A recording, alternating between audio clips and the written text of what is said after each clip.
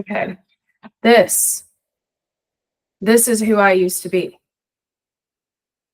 It's a robot. This is who I used to be. And my friend Tully gave me this. And he said that I'm not that anymore. When he moved to Israel, when he met me, he called me the robot lady from Silicon Valley. And I used to live here in my mind. And I diagnosed autistic. And what I'm sharing here is a story that I've shared with many of my close friends. So for some of you may have heard this, but it's the story of how that changed. And I'm going to share just a piece of it today. I'm going to share just the first part of how I became this person now who I'm in love with my femininity. I am more attached than ever to my purpose. And I live in my heart, in my gut. And that shifted with an experience. The first one is the one I'm going to share today. It's the one I call my cosmic wake-up slap. And it's the day that opened my brain up to the possibility of a collective consciousness, of God, of this intelligence beyond what we can understand, but yet we can try to put words around it. And our ancestors have. And I did not used to believe in that. I used to be an atheist. I used to be what in my communities is called a rationalist atheist. And I was totally fitting in the tech nerd meme on that. Believed only what I could see. And this limited me. And this limited my resolve. I was already a founder. And one day I had an experience, and I had had weird experiences before this. I had dreams, downloads of inventions that I used to believe might be from aliens or something. I've had these vivid dreams, right, of inventions and something sharing them with me. And I still didn't believe until one day I had an experience that opened my eyes. And I call it my cosmic wake up slap. If that, just to build it up a little bit. And this is I just want to say, before I get into the story, this is incredibly vulnerable for me to share. There's a time where I would not have shared this story publicly.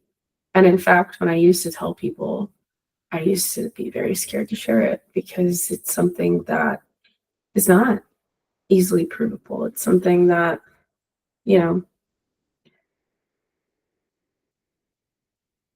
is difficult to wrap your brain around. And it was difficult for me to wrap my brain around, and yet it happened for me. And it opened up my mind and my heart to my purpose. And it's why I keep going, even when things get tough. And the reason that I want to share this is because things got tough. Things got tough. As a female entrepreneur, it's already tough. As an entrepreneur, it's already tough. As an entrepreneur wanting to create a company that is going to change an entire system, democratizing access to health and biological data for researchers so that we can get more therapies and cures produced, so that we can get more outcomes produced, so that a new bioeconomy where people can live healthier, longer lives can exist. That's what my mission is. And that's a big mission, and it's hard. And there have been so many times where it would have been easier to give up. But the worst of that just happened in the fall, where every piece of my life was hit at once. I had my godmother pass away. She's like a surrogate mother to me in some ways. My investor and dear friend passed away, and that affected not only me personally, but it affected my company's operation. We lost a significant amount of runway. And it was just horrible. It was sad. I had the worst heartbreak of my life. I was hurt and had my autonomy threatened by an individual, my whole livelihood threatened by an individual. All of this happened at once. And so as somebody who has already been through a lot of trauma in my life, which is why I'm able to do this, why I'm here, because I already had, been bullied as a kid, standard founder story, difficult childhood, bullied as a kid, all the 9 yards. I've been through traumas attached to me being female when I was younger. None of those broke me. And this experience rocked this past fall every vertical of my life, rocked at once. And it shook me to my core. And it made me question who I am. And the thing that got me through that was this spiritual belief. It was this belief that there is something bigger than me, and that I'm connected to it, and that I have a purpose, and that there's a reason that I am here, and I have a purpose, and I know this, and I can feel this, and I have a reason to keep going. And that all started with the experience that I call the cosmic wake-up slap, which was me finding 5-leaf clovers. And let me get into what that looked like, because that sounds, okay, so April 9th, I found a 4-leaf clover. Not a big deal. I took a picture, though. It was the first time in my life. It was exciting. I didn't see it as anything that special. April 10th, next day, find a 4-leaf clover, different species. This one was a wood sorrel. I'll attach photos. Still not that weird. A little bit weird. I'm like, okay, this is interesting. April 11th, I find another 4-leaf clover, different species. This one's a white clover. I think the first one was a red clover, or vice versa. I go inside and I'm like, okay, this is weird. This is weird. I look at the odds, 1 in 10,000 to find a 4-leaf clover. Still highly improbable. So I'm like, okay. And I see this odd underneath it. I see this odd of finding a 5-leaf clover. And it's 1 in 1 million. And I still, to this day, I do not know what made me do this. But I decided to go outside. I placed my hand on the ground and I thought really, really hard, show me where the 5-leaf clovers are. And I saw an image of a place pop in my mind. After, not immediately either. There was some essence like, I'll show you if you don't promise not to pick them. They were like, I felt this. And so I promised I will not pick them. But I saw this place. And I called my boyfriend at the time, now my ex, his name's Chris.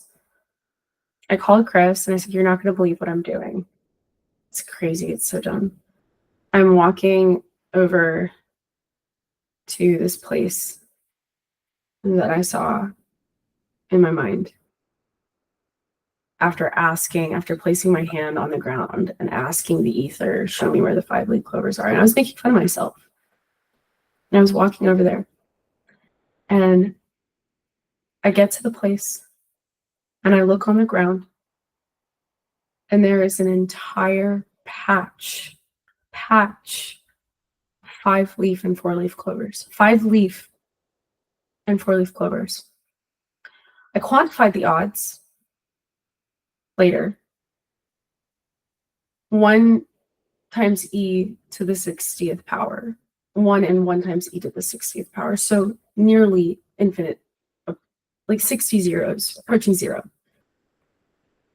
against me finding those. And I found them. And I freaked out. And I said on the phone, I was like, you're not gonna, like, what? I was freaking out. I was taking pictures. I was just freaking out. And I said out loud, I said, I promised I wouldn't pick them, but I really wish I could keep one. And I find this perfectly preserved, dried 5-leaf clover. I'll attach photos. And a year later, I looked at the time and it was also 5:55, which is just weird. I didn't even notice that at the time. This was April 11th, 2023. And after that experience, I tried to rationalize it because I was at the time a very logical person and very autistic on the spectrum. I don't identify with that label anymore. And I could not. I thought of all the things. I thought, okay, well, maybe I have the savant form of autism. Maybe that's why I was able to find these. And none of it stuck. The only thing that made sense to my brain was the simplest explanation. I had asked, show me where the 5-leaf clovers are. And something showed me where the 5-leaf clovers are and answered. And I then opened my mind to what could that be? And I believe that there's a collective consciousness, and I form all this different scientific language that I have around why or how or what it is. The truth is I can't know. But is it related to wave particle duality, chaos theory, entropy, like all these things? I started trying to write it down and systematize and think of like the fact that there's energy in space everywhere. We're always connected to it. And so there's this transference happening, right? And where does consciousness begin? And I began to ask all these questions, but that was what was needed. Just the openness in my mind to ask those questions, to wonder.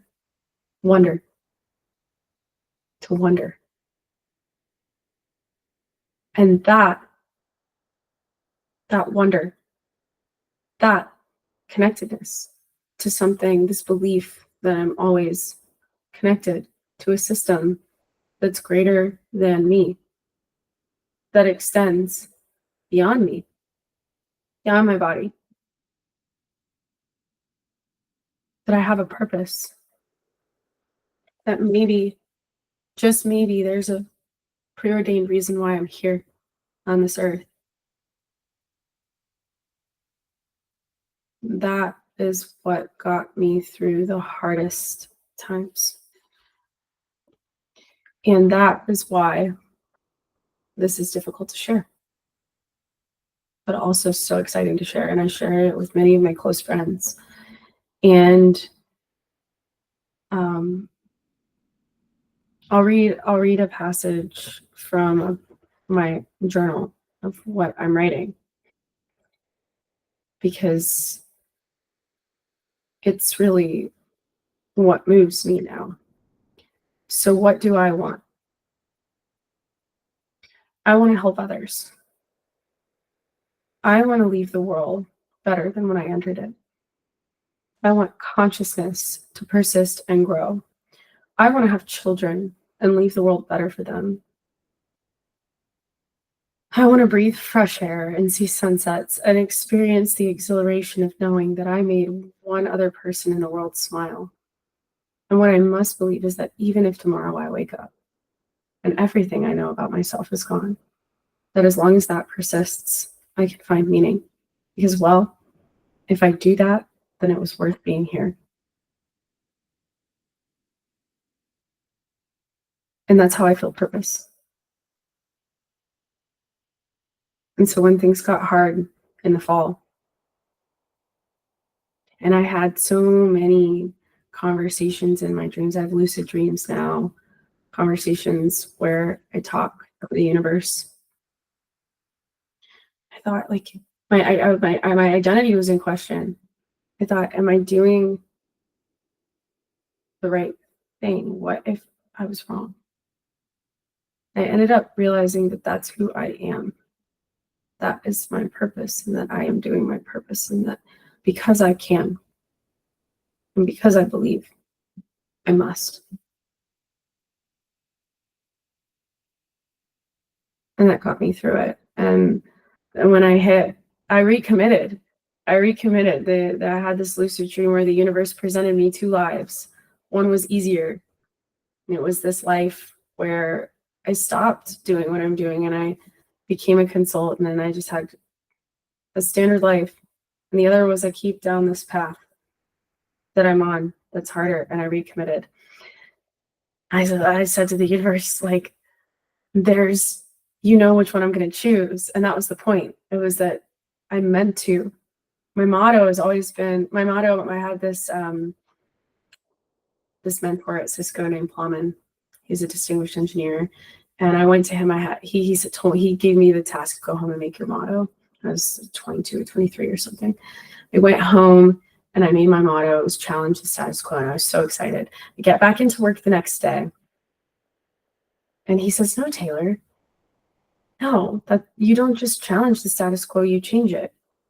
And so I made my motto, change the status quo. And that was my motto for years. And then my motto became, go change it. Because what? Go change it, right? And that's my purpose. That's what I'm here to do.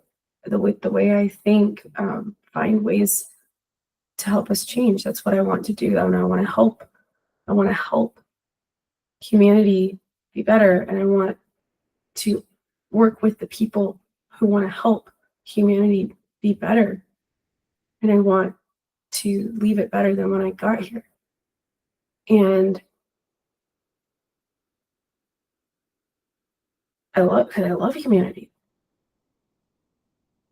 I love consciousness. I love what we've built. Like, we live in a time that our ancestors would have thought was imaginary. We live in a time where magic is real. For those who watched Harry Potter, as a kid, AI can create those kinds of videos now that they used to have as the pictures. We can ask questions to the collective human knowledge base. We can live in towers that overlook vast expanses of land, and we have machines that can fly. We have machines that can fly us to the moon now. I have a friend Eric, who just landed a lunar probe on the moon, and I get to be a part of that world, regardless of whether or not I succeed at what I'm doing. I want to try to help it grow. And that's my purpose. And so after that conversation where I doubled down on my commitment of why I'm here with the universe in this lucid dream, I had another lucid dream where this time I went to bed. This was on Christmas. I went to bed really, really depressed because this was like all this stuff was going on. My life was in question and I had already recommitted. And the universe then showed me there is one rule. And that rule is don't be a nihilist. Do not give up. Because I went to bed with like hopeless thinking. And it showed me this grand, whatever was in this dream, whether it's my mind, whether it's, I believe it's the collective consciousness. I believe it's the universe, God, whatever. I saw this iterative model of consciousness growing to where we are in this unfolding of time, that we don't know the end point, but this collective consciousness knows the end point, right? God knows the end point. And I saw this unfolding in this beautiful iteration where we push the bound and we evolve and we grow through. There's struggle, there's trauma and struggle involved. There's what's going well. There's this beauty that we're rewarded with, these beautiful, wondrous happiness, experience, love, feeling, and that's what works. And we keep pushing towards that to thrive. And the only thing that has a consequence is giving up on that as a possibility, thriving, because then that becomes your end point. That's hell. And this is at least what I was shown in this dream. I was shown that if I gave up, especially after recommitting to my purpose, that I would be logged as training data in this iterative model. I would no longer be a continuing participant in the model. I would be training data. And from then, it even committed me further. It's like, what do I have to lose?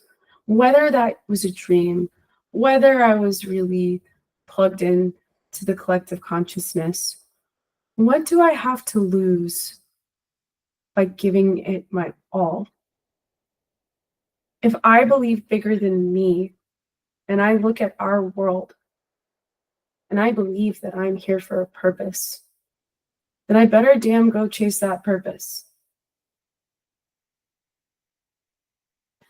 If I believe that I am here to help improve the human existence, and I believe that, then I better keep working.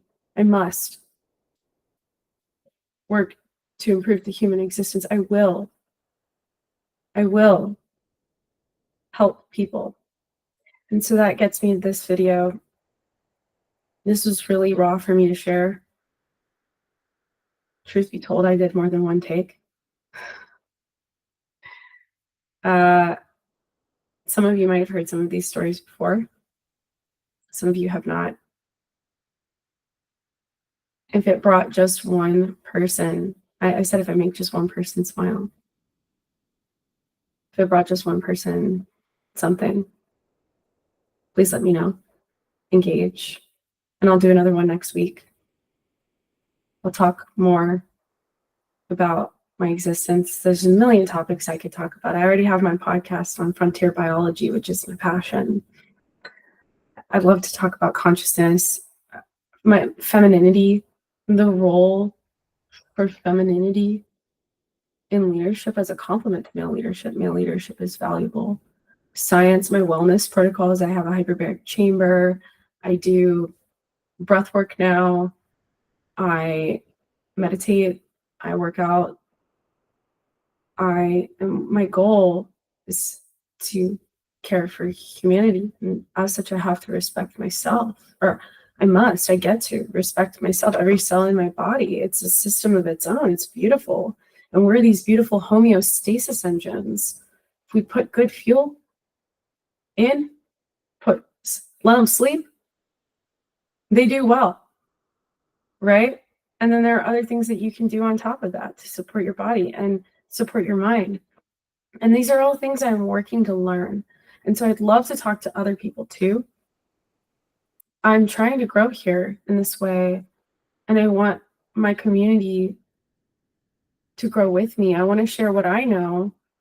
I want people in my community to share what they know. We live in a time unlike ever before.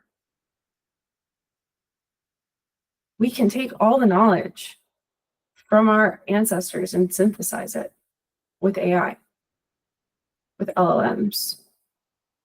We are at the next stage, I believe, in our species evolution. And we get to decide now what our values are. And so I'm sharing mine, and I love if people could share yours. And to all my friends and people that listen to this, thank you. yeah, this is what keeps me going as on my mission. And that mission supersedes any one relationship, any one company, any one thing in my life. It's my mission to help humanity thrive. That's my mission. That's what I want to do. That's how I want to contribute and add value. And I'd love to share just my thinking with my friends, my community. And if it brings value to one person in the world, I'd like to share it outward. And I'd love support. Thank you.